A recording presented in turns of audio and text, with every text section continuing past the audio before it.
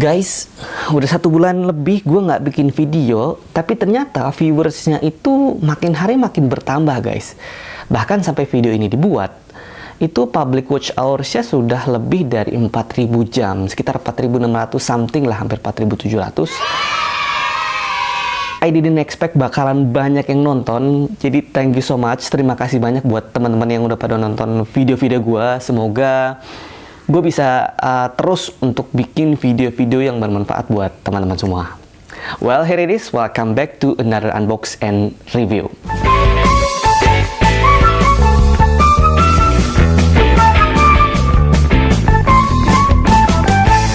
Oke guys, jadi problem yang selalu kita hadapi ketika ingin memakai stabilizer kamera, gimbal, yaitu kita harus selalu balancing nih guys ketika ingin digunakan. Nah, di video kali ini, gue akan unboxing sebuah gimbal lain daripada yang lain. Gimbal yang menawarkan solusi dari ribetnya balancing ketika ingin digunakan, guys. Dan menurut gue ini fiturnya cukup efektif dan multifungsi. Mau tau kenapa? Langsung aja guys, kita mulai unboxingnya. Oke guys, kita mulai unboxingnya. Oke, kita lihat dulu guys, ini ada keterangan apa aja di boxnya. Ini gak ada apa-apa, cuman tulisan serial number segala macam. Nah, di belakang, create magnetic moments. Jadi ini fitur-fitur yang diunggulkan di gimbal terbarunya. Ada magnetic quick moment, foldable and portable, active track 3.0, quick roll, gesture control, story mode. Oke, langsung aja kita buka. Ada apa aja? Create magnetic moments. Kita buka dulu ya. Sini ada pouchnya, strap. Ini yang ring holdernya nih. Jadi dia ada dua. Ini ada klem, sama-sama magnetik, cuman yang ini berbentuk klem, yang ini dia bentuknya ring holder untuk ditempelkan di belakang HP. Ini alignment guide. Nanti ini bisa ditempelkan di belakang HP supaya posisinya pas di tengah. Kemudian ini kitab-kitab, dan ini lem untuk masang si ring holder. Gitu guys. Singkirin dulu ya. Dapat tripodnya. Bahannya bagus ya.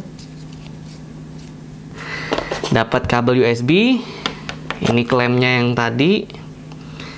Dan di sini ini riser pad for small phones. Ini kalau nggak salah buat ini deh. Jadi kalau yang HP-nya itu tipis ketebalannya, jadi ketika kalian mau pasang ring holder tadi, ini harus ditaruh dulu supaya dia nggak mentok dengan si armnya. Dan ini guys gimbalnya. Wow, bagus sih. Enak gitu dipegangnya. Opsi varian tersedia hanya yang berwarna silver seperti ini. Secara fisik dia nggak banyak berubah dari generasi yang sebelumnya, yaitu yang ketiga. Di sini ada lampu indikator, kemudian di sini ada joystick, tombol record, dan tombol mode. Di sebelah kirinya dia ada tombol zoom. Terus di depannya ada tombol trigger. Untuk ring holder ini agak tricky karena akan terpasang permanen guys, dan akan jadi problem untuk teman-teman yang device-nya ini bisa wireless charging. Ini akan terganggu fungsinya dengan kehadiran plat magnet di belakang HP kayak gini guys. Yang menarik, penjepit magnet di sini kita bisa dengan mudahnya copot pasang klem ini dari gimbal. Kita coba ya guys. Wow. Wah, ini lumayan sih. Guys. Wow. Gila, keras banget. Cing. Set. Wih, asik banget. Gimbal ini cukup berat dibanding gimbal-gimbal smartphone lainnya. Jadi gimbalnya aja sendiri ini udah 390 gram, ditambah lagi klem magnetiknya yang ini misalnya gue pakai yang ini sendiri 32 gram guys. Dan ketika ditambahkan dengan HP yang terpasang dengan casing seperti ini contohnya gue udah pakai casing yang paling tipis gitu ya, paling enteng, ini aja udah sekitar 250 gram. Jadi ini ditambah ini 250, ditambah lagi tripod ini sekitar 72 gram, udah hampir 750-an gram lah guys, hampir 800 gram guys. Apalagi kalau teman-teman mau tambahkan lagi aksesoris lain kayak mic dan lampu, waduh, lumayan berat sih guys. Baterainya berkapasitas 2450 mAh. Bisa bertahan sekitar 15 jam pemakaian, walaupun realnya nggak bakalan sampai 15 jam juga sih. At least itu udah lumayan, mengingat banyak sekali fitur-fitur di apps bawaannya yang cukup menarik. Seperti Active Track 3.0 atau yang biasa kita kenal dengan Object Tracking. Ini responsif sekali dan cukup presisi. Kalian tinggal tekan aja tombol trigger ini sekali, maka dia akan otomatis tracking objek yang ada di dalam frame. Ataupun kalau kalian mau melakukan secara manual, itu bisa banget tinggal di drag aja nanti di di layar itu objek yang mau kalian tracking. Ini berguna banget supaya objek yang berada di dalam frame itu nggak akan keluar dari frame.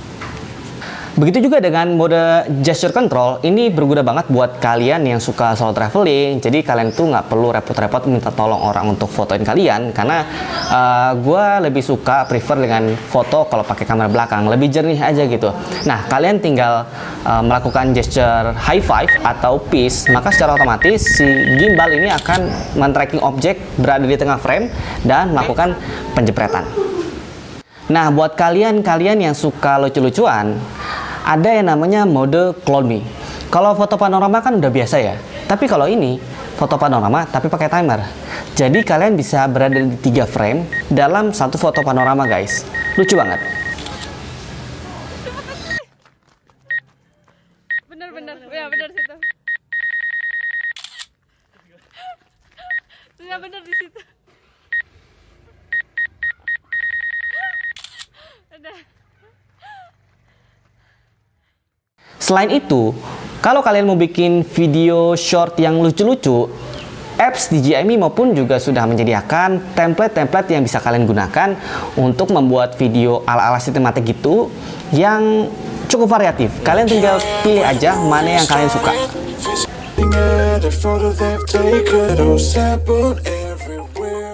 Kemudian ada mode motion time lapse. Entah kenapa ini gagal terus, filenya itu selalu korup. Gue dicoba 3-5 kali, ini selalu gagal. Tapi ketika gue coba untuk yang 30 menit ke bawah, itu berhasil. Tapi durasinya jadi sebentar sekali. Nah, sangat disayangkan guys, sangat disayangkan sekali. Jadi di Android device yang gue pakai, ini mode dynamic zoom dan slow motionnya nggak ada guys. Dianaktirikan banget kayaknya Android sama iOS ini. Di iOS ada, di Android nggak ada. Kalau slow motion gue nggak masalah, fitur slow motion nggak ada. Tapi kalau dynamic zoom, ini fitur asik banget sih buat kalian bikin efek-efek vertigo gitu, karena kalian bisa lakukan ini secara otomatis. Nggak perlu setting secara manual kayak di gimbal yang kemarin tuh Zhiyun Smooth 4, itu harus setting manual guys. Nah ini itu udah secara otomatis di apps DJI Mimo, kalian tinggal maju mundur dari objek aja. Gue berharap bakalan ada updatean softwarenya sih. Masih soal software juga. Kalau gimbal-gimbal lain itu biasanya zoomnya patah-patah gitu ya guys. Kalau ini lebih dari patah-patah guys. Ini zoomnya loncat guys, dari 1 kali langsung ke 10 kali zoom. Ini pasti fix gak bakalan kepake sih ini fiturnya. Well, secara harga gimbal ini menurut gua bukan mahal ya. Kalau mahal itu kan relatif. Tapi yang pasti pricing ini cukup tinggi dibandingkan gimbal-gimbal kompetitor. Even gimbal yang kompatibel untuk kita pakai menggunakan mirrorless. Kemudian dari segi kepraktisan, ini gimbal bisa dilipat. Tapi karena memang bentuknya agak besar, jadi tetap bulky walaupun udah dilipat. Dan ditambah bobotnya ini yang nggak ringan, seperti tadi di awal video yang gue udah jelasin. Ini total gimbal, tripod, HP, ini bisa hampir 800 gram. Buat teman-teman yang mau lihat, ini di atas link video yang gue pakai rekam dengan gimbal ini. So far gue rekam video itu nggak berasa capek sih di tangan. Gue nggak ngerti kenapa, mungkin karena bentuknya yang ergonomis, jadi nggak berasa capek walaupun dipakai dalam durasi yang cukup lama. Secara bentuk karena masih sama dengan generasi sebelumnya yang ketiga, ini limitasi armnya masih sama. Untuk panningnya nggak bisa 360 derajat, tiltingnya pun juga cukup tricky karena dia bentuknya seperti ini. Dan untuk rollingnya, kalau kalian mau rubah-rubah rolling, ini kalian harus masuk aplikasi dulu dan rubah dari menunya yang menu follow ke menu screenshot, baru kalian bisa rubah-rubah rollingnya. Dan rollingnya pun ini juga terbatas, nggak bisa 360 derajat, apalagi infinity. Jadi kesimpulannya, buat kalian yang nggak masalah dengan harga, keterbatasan software dan hardware, gimbal ini worth to buy. Karena kalian nggak perlu repot-repot bolak-balik balancing ketika pengen pakai gimbal ini. Kalian hanya cukup pasang klem ini sekali, balancing, dan ketika kalian mau pakai, tinggal langsung aja tempelin. Ini cukup efisien buat kalian-kalian yang workflow-nya itu sering pindah-pindah tempat syuting, ataupun vlogger, buat kalian yang nggak pengen malu nih, angkat telepon ataupun balesin chat ketika HP itu masih terpasang di gimbal. Pergerakan motornya juga cukup smooth, stabil, dan build quality-nya ini bagus sih. Well, kayaknya cukup sekian. Terima kasih udah nonton video ini. Jika kalian suka, boleh klik like dan share video ini ke teman-teman kalian. Jika ada pertanyaan, boleh tulis di kolom komentar di bawah. Sampai jumpa lagi di video lainnya. Bye!